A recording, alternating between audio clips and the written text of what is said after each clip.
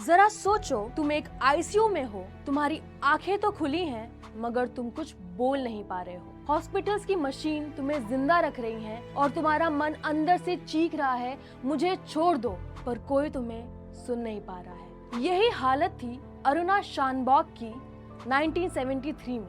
मुंबई के KEM hospital में वो नर्स थी। वहाँ के एक वार्ड बॉय ने उन्हें सेक्सुअली असॉल्ट किया, उनका गला घोटा, उन्हें चेन से बांधा और अरुणा कोमा में चली गई। 42 साल तक अरुणा बेड पर लगातार पड़ी रही, ना होश ना आवाज।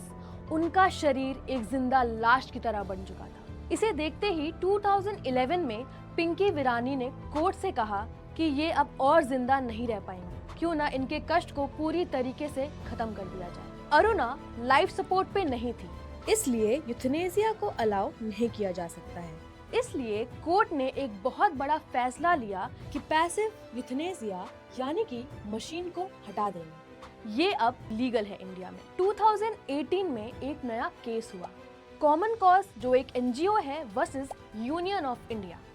कोर्ट ने कहा कि अगर किसी को पहले से ही ये पता हो कि वो आगे जाकर किसी सीरियस सिचुएशन में जा सकता है या फिर वो कोमा में चला जाए, तो उसका इलाज बंद करवा दिया जाए और उसकी इस इच्छा का सम्मान किया जाए। इस चीज को कहा जाता है लिविंग विल या advance medical directive.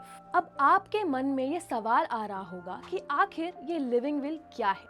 Living will एक लीगल डॉक्यूमेंट है जिसमें आप लिख सकते हो कि अगर आप कभी किसी सीरियस सिचुएशन में हो, कोमा में हो या आपको टर्मिनल इलनेस है, तो वेंटिलेटर, सीपीआर और फीडिंग ट्यूब हटा दिया जाए। लिविंग विल का प्रोसेस क्या है?